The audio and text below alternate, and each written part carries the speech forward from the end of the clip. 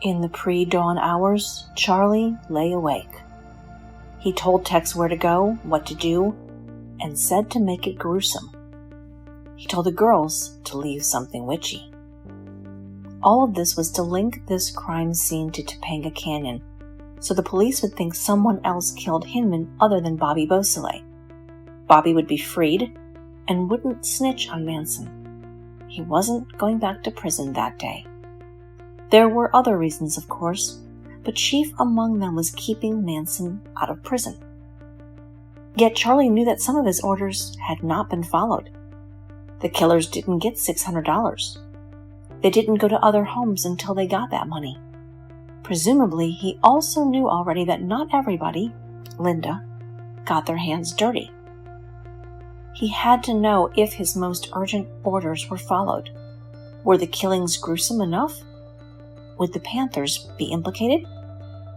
Did the killers leave traceable clues behind? My only concern was whether it resembled the Hinman killing. Would the police now have reason to believe that Bobby was not the slayer of Hinman?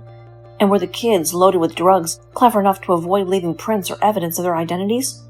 Knowing Sadie and Tex, and their flair for dramatic exaggeration, I doubted the slayings went down as they had described.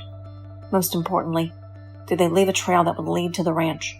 Concern for clues compelled me to get in the Ford and head for Bel Air. I took another member of our circle with me.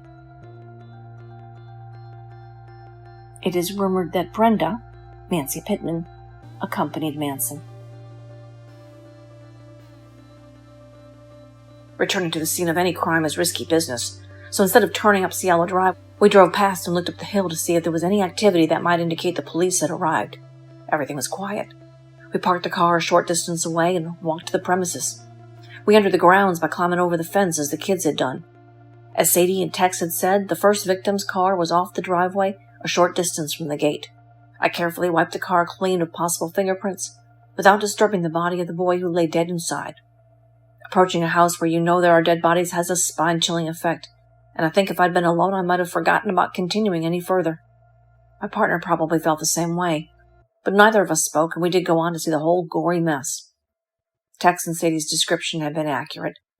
What I was seeing was not a scene from a movie or some horrible acid fantasy, but real people who would never see the morning sun. I had thoughts of creating a scene more in keeping with a black against white retaliation, but in looking around, I lost the heart to carry out my plans. The two of us took towels and wiped every place a fingerprint could have been left. I then placed the towel I was using over the head of the man inside the room. So did Manson place what police later referred to as a white hood on Sebring, or did Susan? Manson's memoir was written by a former prison mate, Newell Emmons. Most of his interviews with Charlie were not recorded, so it is unclear if Manson verified this statement. My partner had an old pair of eyeglasses which we often used as a magnifying glass or to start a fire. We carefully wiped the glasses free of prints and dropped them on the floor so that when discovered, they would be a misleading clue. Not sure how an old pair of glasses would point the finger at the Black Panthers. Whatever, Chuckles. An hour and 20 minutes after leaving Spawn, we were back. The sun was already bringing the light of day as I crawled in bed with Stephanie. Why then didn't he leave a clue that linked these homicides to Hinman's, implicating the Panthers? Where was the paw print, for instance? How were white piggies going to think that black people slaughtered these people in Bel Air and seek revenge? Manson also said, "I'm lazy. I'll do whatever I can to not do anything. When I do nothing, I survive. I just don't want to take responsibility. The mistake I made is I didn't go with them. Tex was scared, a mama's boy. Oh, they made a mess of it the first night. If I'd been there, it would have been a much better scene." But he claimed he was there, at least after the fact. So why didn't he fix the scene? Why didn't he make it more obvious that black people committed these murders?